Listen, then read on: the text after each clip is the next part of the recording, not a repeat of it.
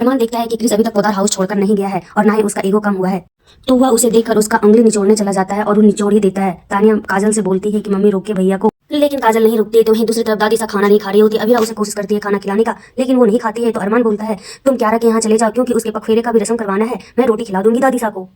उधर क्यारा और मायरा पगफेरे की रस्म के लिए अपने फैमिली मेंबर का इंतजार कर रही होती है। देखती है कि वे लोग नहीं आ रहे हैं, तो वे लोग निकलने वाले ही होते हैं कि अबीरा वहाँ पे पहुंच जाती है। क्यारा उससे पूछती भी है कि भाभी साहब आप लोग भूल गए थे क्या, इतना लेट कहाँ हो गया और सिर्फ आप आए हैं।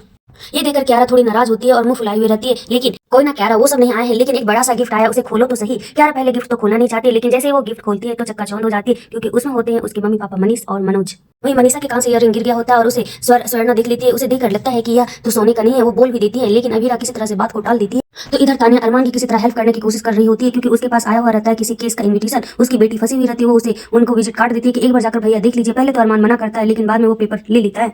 ये देखकर क्रिस तानिया पे गुस्सा करता है कि यहाँ तो अरमान भैया हमें घर से निकालने का तैयारी कर रहे हैं और तुम उनकी मदद कर रही है। ये सुनकर क्रिस के पापा संजय जी उसका कॉलर पकड़ते और घसीटते हुए गेट के बाहर करते और उसे धक्का देकर चाटा मारकर बाहर निकालकर जमीन पर गिराते हैं।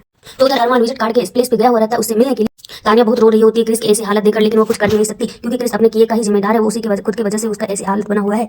संजय जी क्रिस को बाहर निकालते और उसके मुंह पर दरवाजा लगा देते। क्रिस काफी ज्यादा गिड़गिड़ाता है, ये मेरा भी घर है, मुझे अंदर आने दो, लेकिन उसकी एक भी नहीं चलती। उसके पापा गेट लगाकर चले जाते हैं, थोड़ा इमोशनल भी होते हैं। तो अरमान मिस्टर मित्तल से मिलता है। वो बोलते हैं कि तुमको जितना भी इस चेक में बैलेंस भरना है, पैसा भरना है, लिख दो, मैं उतना दे दूंगा, लेकिन मेरी बेटी को किसी तरह से तुम बचा लो।